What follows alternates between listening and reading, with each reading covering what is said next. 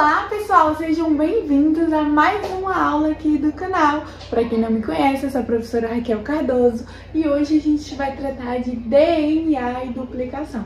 Antes de mais nada, eu quero te pedir para você acessar as minhas redes sociais. O meu Instagram profissional é @biofácil. Lá eu posto dicas, conteúdos, tudo para você ficar por dentro desse mundo da biologia. Pode chegar pra cá, porque a professora vai te explicar tudo. A aula tá recheada de coisa e você vai sair daqui um craque em duplicação de DNA. Bom, antes de mais nada, a gente vai esclarecer aqui o que é o DNA, então, tá certo? O DNA, gente, ele é um nucleotídeo, tá ok? O nome desses nucleotídeos é chamado de ácido desoxirribonucleico, ou seja, o DNA é uma sigla para esse nome tão grande, que é o ácido desoxirribonucleico. Quem lembra aí da aula de RNA sabe que o nome do RNA difere DNA do RNA pelo açúcar, porque no DNA o açúcar é o desoxirribonucleico e no RNA o açúcar é a ribose. Então tá aí essa diferença de RNA e DNA, tá certo, pessoal? O DNA também se difere do RNA porque ele é uma dupla hélice. Então eu tenho a estrutura helicoidal, né? A de dupla hélice, que é a minha estrutura do meu DNA. No meu DNA eu tenho ligações de fosfodiéster ligando as duas bases das fitas, né? Bom, onde é que eu vou encontrar DNA, professora? A gente encontra DNA principalmente no núcleo, tá? Da célula. Toda célula que tem núcleo tem DNA, tá ok? A gente encontra DNA ainda nas mitocôndrias, que são organelas, tá certo? E nos cloroplastos, que são organelas das células vegetais. Então, nesses três lugares a gente vai encontrar o DNA, que é o material genético. O DNA ele é formado por 4 bases, tá ok? Misturando bases pirímicas e purímicas. Então, as minhas bases do meu DNA, eu tenho a citosina, a timina, a adenina e a guanina, tá ok? Lembrando sempre daquele esquema, que a timina sempre vai se ligar à adenina e a guanina sempre vai se ligar à citosina. Então a gente costuma falar que o T se liga com o A e o C se liga com o G, tá ok, pessoal? No caso do RNA, não vai existir a minha timina. Em vez da minha timina, eu vou ter uma base chamada uracila. Então, no meu RNA vai ficar A se liga com U e G se liga com C, tá? Tranquilo até aqui? A gente vai avançar um pouco mais, porque a gente vai falar, então, da duplicação do DNA. Quando eu preciso fazer esse processo de duplicação, professora? Esse processo de duplicação, o corpo, as células vão fazer quando precisar gerar novas células filhas. Então, o meu DNA vai se multiplicar, a gente vai ter aquele processo de mitose, tá ok? Ou mitose ou meiose, e aí vai acontecer a multiplicação do DNA para formar células filhas idênticas. Então, para que isso aconteça, é necessário uma série de processos do corpo, e nesse processo a gente vai ter algumas enzimas trabalhando também. E a primeira enzima que a gente vai focar é uma enzima que nos ajuda a abrir a fita. Porque a fita de DNA, a gente sabe que é naquele formato de helicoidal, é um formato de dupla hélice, e ela tá enrolada, né? Parece, vamos dizer assim, um espiral, ou até mesmo daquelas escadas que são enroladas. O DNA é naquele estilo ali, pessoal. Então, para que eu possa duplicar minha fita de DNA, eu não consigo duplicar ela enrolada daquele jeito, eu preciso estirar. Pense como se fosse um rolo de fita, não é da época de vocês, óbvio, da minha também não, é de uma época mais atrás. Fitas cassetes. E aí as fitas, elas vinham todas enroladinhas e na hora que ia passar na máquina, a máquina ia desenrolando essa fita para poder ler o que estava gravado naquela fita. Então, a duplicação do DNA é basicamente o mesmo processo de desenrolar. Vamos lá então. Aqui eu tenho uma fita de DNA e essa fita de DNA Primeiro, ela vai passar por uma enzima chamada topoimerase. Essa enzima topoimerase, aqui nos desenhos vocês conseguem ver ela de roxo, ela vai desenrolar a fita, ou seja, ela vai dar aquela desespiralada na fita. Depois que a fita se despiralou, parou de estar enrolada, ela vai ficar uma fita reta. E aí o que é que vai acontecer? O meu processo de duplicação, ele é chamado semiconservativo. Por que é chamado semiconservativo, professora? Porque se eu tenho uma fita dupla e eu quero construir outra fita nova, vai me dar mais trabalho começar duas fitas do zero. Então, o que é que a célula desenvolveu? A célula pega o DNA, que são duas fitas, corta no meio e cada uma das fitas que estão soltas vão dar origem à outra. Então, por isso que já é chamado semiconservativo, tá certo? Depois que a topoimerase, voltando aqui no nosso esquema, desenrola essa fita de DNA, vai vir uma enzima chamada helicase. E a nossa helicase vai cortar a fita no meio, ou seja, as ligações de fosfodiéster que estão unindo as minhas bases pirúmicas e pirímicas vão se dissolver e aí a fita de DNA vai ser aberta.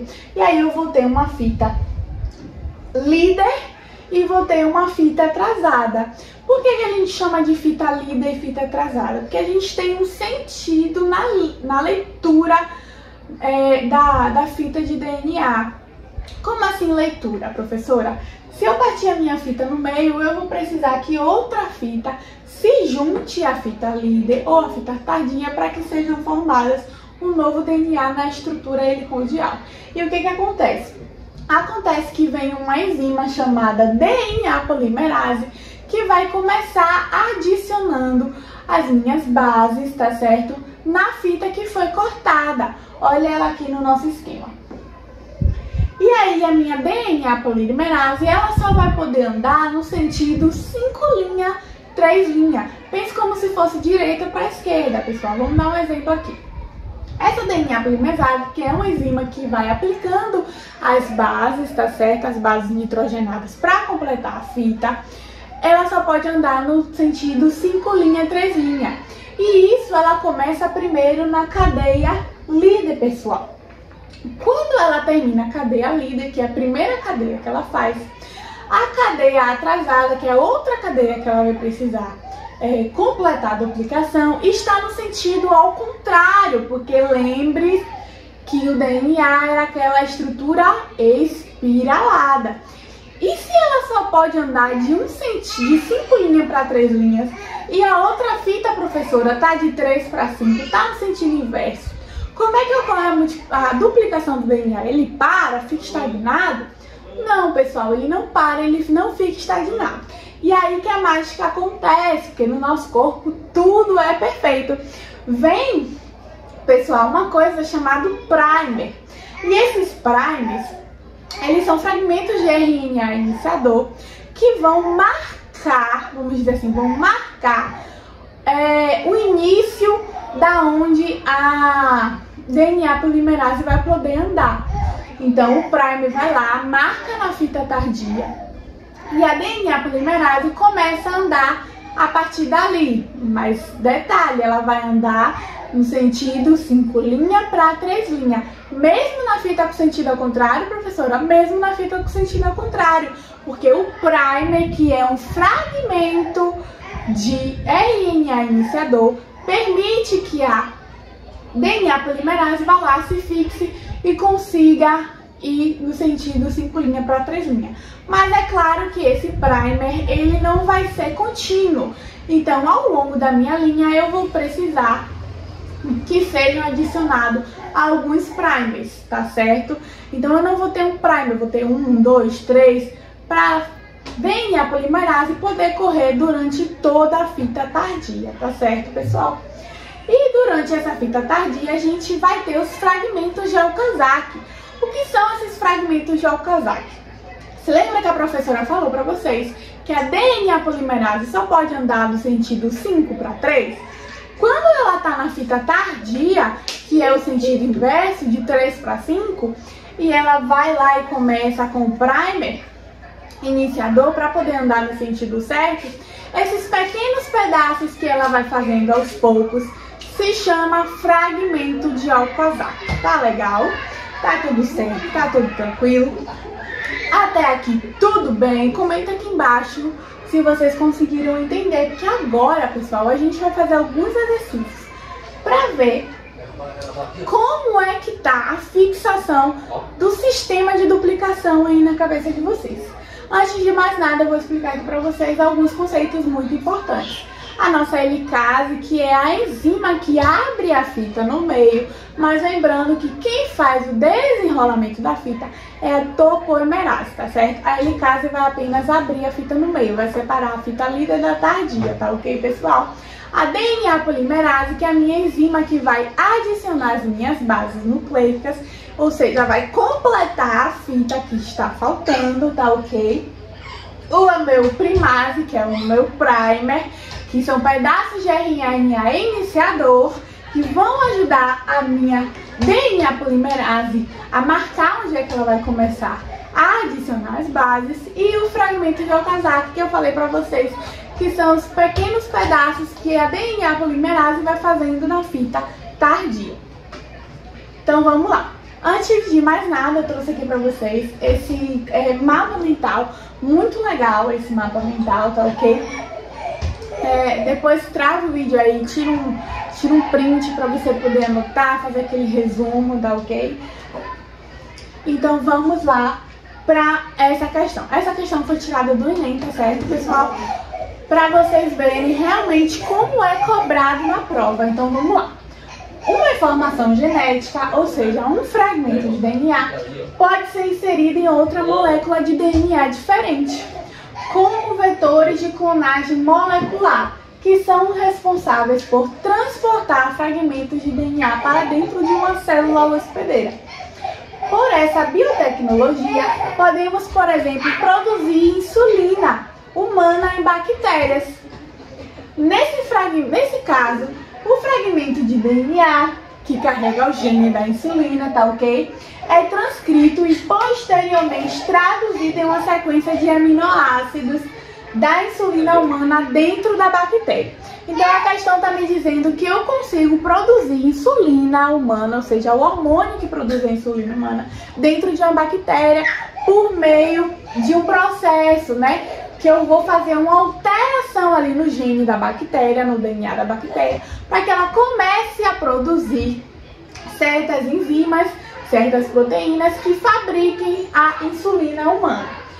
E aí a questão me pergunta, posteriormente traduzido na sequência de aminoácidos da insulina humana dentro de uma bactéria.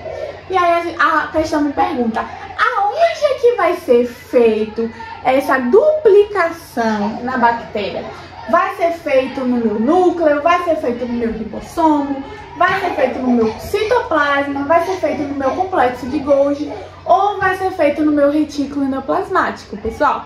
Obviamente, se eu estou falando de duplicação de DNA, eu estou falando que esse processo vai ocorrer dentro do núcleo da célula, ou seja, lá no núcleo da bactéria, que a gente sabe que não tem o núcleo individualizado, não tem carioteca, mas tem núcleo. Então, essa produção de hormônios da insulina humana vai ocorrer dentro do núcleo da bactéria. A resposta correta dessa questão é letra A. Se você acertou, pode comentar aqui embaixo que a professora quer saber. Muito tranquila essa questão, muito fácil, foi do Enem, olha aí, para vocês terem a noção que no Enem não cai só coisas muito difíceis. Se você tirar uma boa base, saber do assunto mesmo, entender como ocorre, você consegue tirar de letra. Vamos para mais uma questão também tirada do Enem, pessoal. Considere-se um banco de dados que apresenta sequências hipotéticas de DNA de áreas de extrativismo vegetal e áreas de conservação. E as áreas de extrativismo vegetal vão ser expostas como área 1 e área 2, A1 e A2, e a área de conservação B1 e B2. Um órgão de fiscalização ambiental recebeu uma denúncia anônima em que 5 lojas noveleiras, ou seja, lojas que fabricam móveis, estariam comercializando produtos fabricados com madeira que seja oriunda de áreas de conservação. Então, essa questão aqui está pedindo as sequências de DNA das amostras dos lotes apreendidos nas lojas foram. Então, a questão está me dizendo que eu tenho 5 lojas e o órgão de fiscalização recebeu uma denúncia que essas lojas estavam tirando madeira de uma área de conservação, ou seja, tirando madeira de um ambiente ilegal, tá ok? E aí eles fizeram uma amostra de DNA para poder saber se realmente é madeira da unidade de extrativismo ou se é da unidade de conservação. E aí trouxeram pra gente aqui uma tabela com as amostras de DNA. Então aqui em cima eu tenho 2 áreas de extrativismo, que é A1 e A2, e aqui embaixo eu tenho 2 áreas de conservação, que é B1 e B2, e as respectivas amostras de DNA das madeiras que são plantadas nesse local. Então aqui embaixo eu tenho as amostras das lojas de imóveis, né? E aí para responder essa questão, eu vou precisar analisar a minha sequência de DNA. Ou seja, se eu tenho uma sequência aqui em cima, que é de área de conservação, e tá aqui embaixo, então eu já achei a minha resposta certa, tá certo? Então você vai procurar nessa questão amostras de DNA compatíveis. Compatíveis significam iguais. Quando a gente para analisar o gráfico 1 a 1, a gente descobre que a resposta dessa questão é o número 5. A loja de número 5 está tirando madeira ilegal da área de conservação, pessoal, B2. Olha aqui, ó. Se vocês repararem, é a mesma sequência de DNA. Então, quem não souber como é o encaixe da fita de DNA das bases, quem não souber diferenciar as amostras da fita de DNA, não vai conseguir responder essa questão.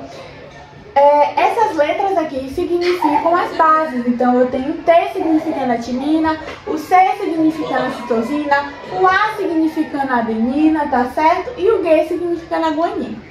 Então, a resposta dessa questão é letra E. Se você acertou, pode comentar aqui embaixo, mas se você errou também, comenta aqui embaixo, porque a professora quer saber. Se você ficou com alguma dúvida também, não entendeu a explicação ou não entendeu o exercício, comenta aqui embaixo que depois eu vou ler e responder. E por hoje é só, eu dou um abração a vocês e a gente fica aqui até a próxima aula.